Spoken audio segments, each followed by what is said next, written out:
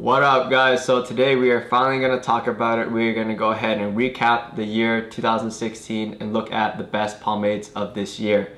And this is our annual video that we always create. Usually it has happened in the summer, but I decided to finally push it down to like the end of the year. And kind of to just clarify a few things, this is a kind of recap, a recollection of what pomades were noteworthy, significant, this year. They don't necessarily have to have been released this year, but it's just a recap of 2016. And so we're gonna start off the same way I believe we started off last year, at least in the list form, with the most innovative pomade of 2016. And I would like to say that is LOCKHART'S Matte Clay. Itself, the product itself is not new or game-changing in any way. It's more important, the importance of the product is what it did to our market, and especially how it affected the homebrewing market, because it really paved the way for homebrewers to say, yo, I can make a clay pomade too, let's do this.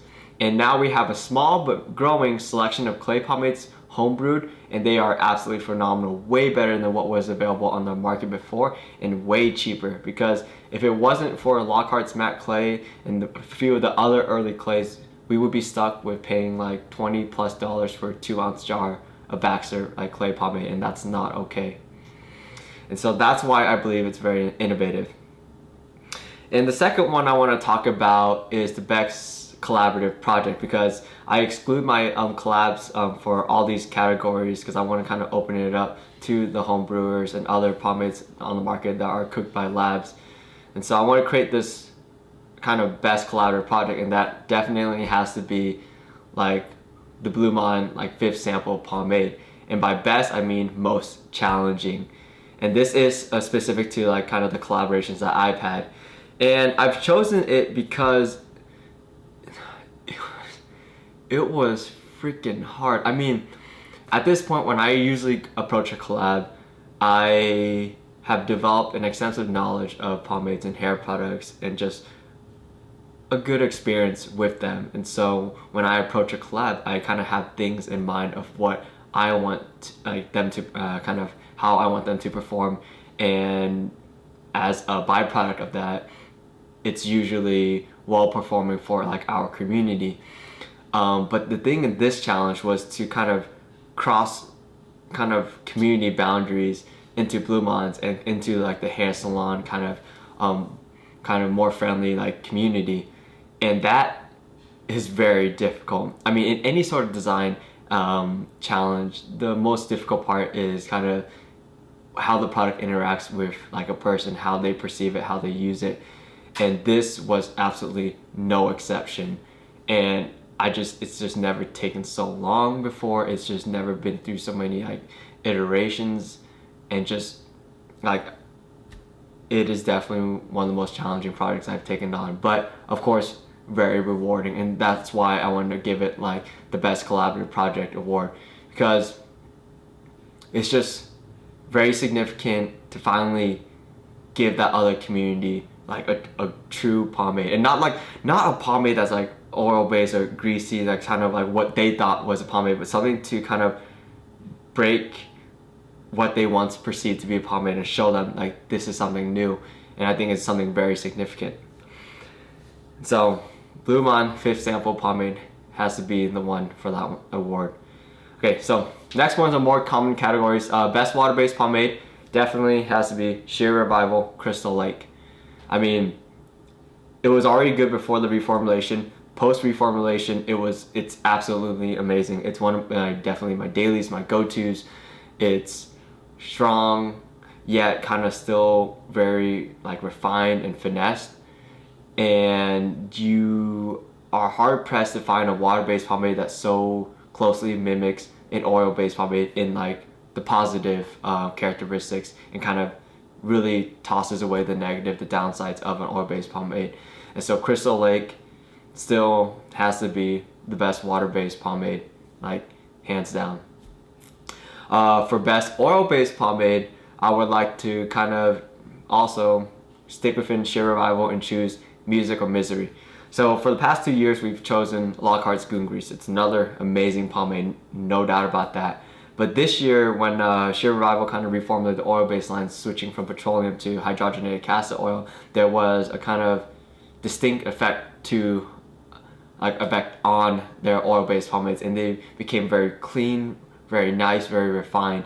And the Music of Misery is just very refined, pasty. When I used it, it was like I think it's still the only oil-based pomade that didn't feel like an oil base to me. Yet it was like still like super strong, like unbelievably strong. And so definitely I think this year Music of Misery deserves the best oil-based pomade award. Moving on, we have the best clay pomade. I would like to choose Flagship Dead Seas Clay. In all truth, it's the most comparable to Prelude, another one that you guys also voted a lot on with the best pomade, the people's choice, but that's not a choice. My collabs, as I mentioned before, are not a choice. But the Flagship Dead Seas Clay is, imagine Prelude except kind of in moderation. So you still get very good texture, but the product is still very intuitive for you to use. And of course, with Flagship, we can always expect very sturdy, very not necessarily thick, but very resilient water bases, which end up being a phenomenal base to work a clay into. And so Dead Seas Clay, definitely, I believe to be the best clay pomade of this year. The best cream pomade, a new category I wanted to introduce because I think next year we'll see a little more introduction, just as how we saw the clay pomades being introduced this year. But next year I think we'll see a little more from the cream pomade department. But best one this year definitely has to be the LAYRITE Natural Matte Cream. Definitely something I use on a light day. I can't normally use cream pomades at all, especially with my hair length, and they just don't end up the way we want. They're not intuitive to use at all, with the exception of this product. It gets a little easier to use, a little more intuitive, but it's just really good for a light day. It's very clean, very light, which is kind of why I like it so much. And especially in combination with the grooming spray, it becomes a phenomenal product. So that's the best cream pomade award. The best smelling pomade definitely has to go to Nostalgic Handmade, and in my personal opinion, with their water-based pomade, the Fruit Scoops. Personally, I'm pushing towards like the Cocoa Puffs one, their firm oil base, because that's what I grew up eating, Cocoa Puffs, and so that was a really familiar smell to me.